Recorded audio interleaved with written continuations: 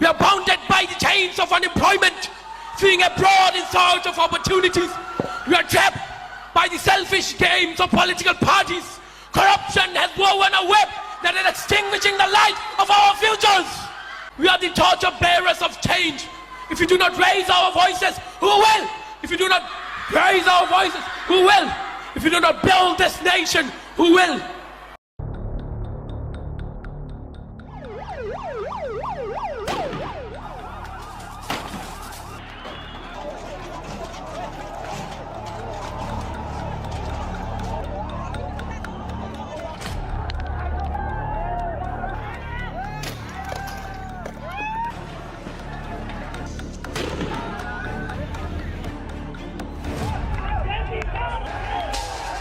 All right. So ఇప్పుడు మీరు చూసిన విజువల్స్ అన్నీ కూడా నేపాల్కి సంబంధించిన జెన్జీ యూత్ మాట్లాడుతున్నది. జెన్జీ అంటే ఏంటి అంటే ఈ 1997 నుండి 2012 మధ్యలో పుట్టిన వాళ్ళందరినీ కూడా జెన్జీ యూత్గా పిలుస్తూ ఉంటాం. సో బేసిక్గానే వీళ్ళ మీద ఉన్న ఒపీనియన్ ఏంటి అంటే వీళ్ళకి ఏదైనా సరే క్విక్గా అయిపోవాలని కోరుకునే టైప్. వాళ్ళకు నచ్చకపోతే ఆ దేశ ప్రధాని అయినా సరే 4 రోజుల్లో రిజైన్ చేసి పారిపోయేంతలా. ఒక రిపబ్లిక్ కంట్రీలో గవర్నెన్స్ గాడి తప్పితే ఏం జరుగుతుంది అనే దానికి ఇవాళ నేపాల్లో ఏదైతే జరుగుతుందో ఆ ఇన్సిడెంటే నిదర్శనం. ఈ మంత్ సెప్టెంబర్ 4వ తేదీన ఎక్కడో రాసుకున్న ఒక చిన్న నిప్పురవ్వ అది ఇవాళ పెను ముప్పుగా మారి దేశాన్ని మొత్తం తగలబెట్టేసింది. పార్లమెంట్, సుప్రీంకోర్టు, ఇన్ఫ్యాక్ట్ ఆ దేశ ప్రధాని రిజైన్ చేసి పారిపోయాడు. ఆ దేశ ఫినాన్స్ మినిస్టర్ని రోడ్ మీదకి ఇచ్చుకొచ్చి కొట్టారు. సో ఆ దేశ రాజధాని అయిన కాఠ్మండు మొత్తం తగలబడిపోతుంది. మరి ఇంతలా ఈ కార్చిచ్చు రగిలి దేశం మొత్తం నాశనం అయిపోవడానికి గల కారణం ఏంటి? రాజకీయ పరిస్థితులు మొత్తం మారిపోవడానికి గల కారణం ఏంటి? ఆ దేశ ప్రైమ్ మినిస్టర్ కేపీ శర్మ ఓలీ రిజైన్ చేసి పారిపోయాడు. ఆ దేశ ఫినాన్స్ మినిస్టర్ అయిన బిష్ణు ప్రసాద్ పౌడెల్ని రోడ్ మీద కీడ్చుకొచ్చి మరీ కొట్టారు. కేవలం 4 రోజుల్లో ఆ దేశ రాజకీయ పరిస్థితులు మొత్తం దారుణంగా మారిపోవడానికి చాలా గట్టి కారణాలే ఉన్నాయి. ఈ సెప్టెంబర్ 4న టోటల్గా 26 సోషల్ మీడియా అప్లికేషన్స్ని బ్యాన్ చేస్తున్నట్టు నేపాల్ గవర్నమెంట్ డిక్లేర్ చేస్తూ ఒక డెసిషన్ తీసుకుంది. ఈ 26 సోషల్ మీడియా అప్లికేషన్స్ని బ్యాన్ చేయడానికి రీజన్ ఏంటి అంటే గవర్నమెంట్కి అగెనెస్ట్గా ఫేక్ అకౌంట్స్ క్రియేట్ చేసి హేట్ స్పీచ్ని స్ప్రెడ్ చేస్తున్నారని చెప్పేసి, మిస్ఇన్ఫర్మేషన్ని లీడ్ చేస్తున్నారు అని చెప్పేసి, అదేవిధంగా సైబర్ క్రైమ్స్కి పాల్పడుతున్నారు అని చెప్పేసి గవర్నమెంట్ అయితే డెసిషన్ తీసుకుంది. ఇప్పుడు ఈ నేపాల్ గవర్నమెంట్ ఏదైతే డెసిషన్ తీసుకొని 26 సోషల్ మీడియా యాప్స్ని బ్యాన్ చేసిందో దాని వెనుకున్న కారణం ఏంటంటే ఫేక్ అకౌంట్స్ గవర్నమెంట్కి అగేన్స్ట్గా క్యాంపెయిన్ రన్ చేస్తున్నారు అన్నారు కదా. సో ఇది ఏంటి అని అంటే అక్కడ ఉన్న నేపాల్ యూత్కి ఒక కనువిప్పు లాంటిది అయితే కలిగిందనమాట. ఎందుకు అని అంటే వాళ్ళు క్లోజ్గా అబ్జర్వ్ చేయడం స్టార్ట్ చేశారు. ఇక్కడని ఇప్పుడు ఏదో 4 రోజుల కింద మొదలైంది కాదు, వాళ్ళు ఎప్పటి నుండో అబ్జర్వ్ చేస్తున్నారు, ఇప్పుడు బయట పెట్టడం స్టార్ట్ చేశారు. కారణం ఏంటి అంటే వాళ్ళని ఎవరైతే పరిపాలిస్తున్నారో ఆ మినిస్టర్స్ అవ్వచ్చు, పిఎం అవ్వచ్చు, ఆ సీఎం అవ్వచ్చు, ఎవరైతే ఉన్నారో వాళ్ళందరూ కూడా చాలా హ్యాపీ లైఫ్ని, లగ్జరీ లైఫ్ని లీడ్ చేస్తున్నారు అనమాట. వాళ్ళ పిల్లలు ఏ పార్టీకి వెళ్తున్నారు, వాళ్ళు ఎలాంటి లైఫ్ని అనుభవిస్తున్నారు, వాళ్ళు ఏ ఫుడ్ తింటున్నారు, మనమే ఫుడ్ తింటున్నాము, వాళ్ళు ఏ వాటర్ తాగుతున్నారు, మనమే వాటర్ తాగుతున్నాము, వాళ్ళ ట్రాన్స్పోర్టేషన్ మెథడ్ ఏంటి, మన ట్రాన్స్పోర్టేషన్ మెథడ్ ఏంటి అని వాళ్ళు క్వశ్చన్ చేసుకోవడం స్టార్ట్ చేసింది జెన్జీ యూత్. సో అక్కడ రియలైజేషన్ స్టార్ట్ అయ్యి ఇది ఒక వైరస్లా స్ప్రెడ్ అయింది. సో ఒకరి నుండి ఒకరికి పాకడం మొదలైంది. ఎప్పుడైతే ఈ గవర్నమెంట్కి అగెనెస్ట్గా వీళ్ళు పోస్టులు పెట్టడం స్టార్ట్ చేశారో అప్పుడు గవర్నమెంట్కి ఒక థాట్ అనేది వచ్చిందండి. సో 26 సోషల్ మీడియా యాప్స్ని ఏవైతే ఉన్నాయో వాటిని బ్యాన్ చేసేస్తే వీళ్ళని కట్టడి చేయొచ్చు అనుకున్నారు. బట్ కానీ వాళ్ళు ఎక్స్పెక్ట్ చేయండి జరిగిందనమాట. అదేంటి అంటే ఈ జెన్జీ యూత్ మొత్తం ఒక్కసారిగా తిరగబడడం స్టార్ట్ చేసింది. ఇలా తిరగబడడం స్టార్ట్ చేసి 2008లో ఏదైతే రాచరికం ఉందో మొనార్కీ అంటారు అనమాట. మొనార్కీ అంటే ఏంటంటే 2008 దాకా కూడా నేపాల్ని ఇట్లా గవర్నమెంట్ పరిపాలించేది కాదు. అప్పుడు అక్కడ ఉన్నది ఏంటి అని అంటే ఒక రాజ వ్యవస్థ ఉండిందనమాట. అప్పటికి ఇంకా కూడా చక్రవర్తులు, రాజులే పరిపాలించేవాళ్ళు నేపాల్ని.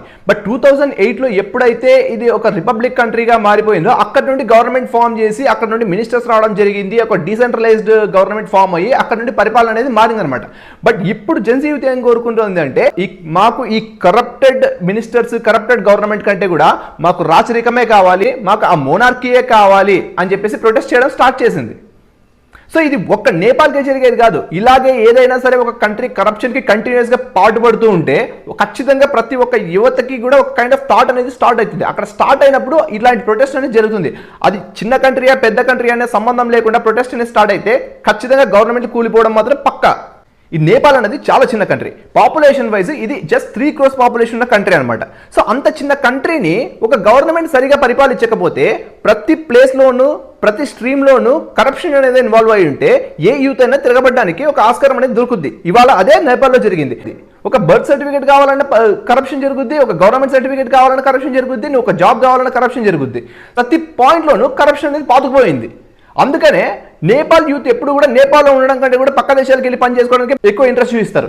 ఎందుకనంటే అక్కడ గవర్నమెంట్ అక్కడ కూడా వాళ్ళకి వసతులు కల్పించలేదు. అక్కడ ఒక ప్రాపర్ ఇన్ఫ్రాస్ట్రక్చర్ లేదు, ఎడ్యుకేషన్ అయిన వాళ్ళకి జాబ్ ఆపర్చునిటీస్ లేవు, బిజినెస్ ఆపర్చునిటీస్ లేవు, ఏది కూడా అవకాశం లేదు అక్కడ బతకడానికి. సో ఇది ఈ కంట్రీకే కాదు, ఏదైనా సరే కంట్రీ గవర్నెన్స్ సరిగా లేకపోతే అది చిన్న కంట్రీయా పెద్ద కంట్రీయా అన్న సంబంధం లేకుండా, అందులో ఉన్న పాపులేషన్తో సంబంధం లేకుండా ఇలాంటి ప్రొటెస్ట్లు అనేవి జరుగుతాయి అండ్ గవర్నమెంట్ కూడా కూలిపోతాయి. ఇవాళ నేపాల్లో జరుగుతున్న ప్రొటెస్ట్ ఏదో చిన్న చితక ప్రొటెస్ట్ కాదు. మనకు స్వాతంత్రం వచ్చిన తర్వాత 1950లో మనం నేపాల్తో అగ్రిమెంట్ చేసుకున్నాం, border agreement. 75 years of friendly neighbour relationship ఉన్న Nepal and India border 1700 kilometer బార్డర్ని మనం షేర్ చేసుకున్నాం బేసిక్గా. సో ఆ 1700 kilometer బార్డర్ని షట్ డౌన్ చేయడం జరిగింది. బట్ కాకపోతే అది టెంపరవరీ, ఏదో ఒక రోజు మళ్ళీ రీఓపెన్ చేస్తారు. బట్ కాకపోతే ఇన్ని 75 yearsలో జరగంది ఇప్పుడు జరిగింది అంటే ఇమాజిన్ చేసుకొని దాని యొక్క సివియారిటీ.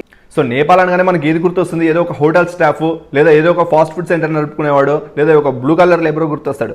బట్ అది అంత ఫ్రెండ్లీ నైబర్ కంట్రీ అయినా కూడా మనం ఇప్పుడు దాని చరిత్రను తెలుసుకోవడానికి ట్రై చేయలేదు. 2008లో నేపాల్ రిపబ్లిక్ కంట్రీగా మారింది.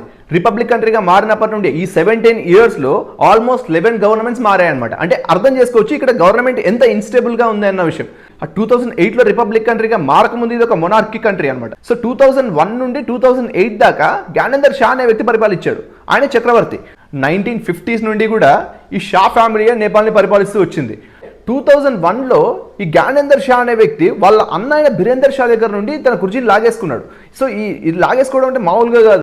అంటే ఆ బీరేందర్ షా ఫ్యామిలీలో ఉన్న 9 మందిని చంపి మరీ ఆ కుర్చీని ఆక్రమించుకొని 2001 నుండి 2008 దాకా పరిపాలించాడు. ఆ తర్వాత రిపబ్లిక్ కంట్రీగా మారింది నేపాల్.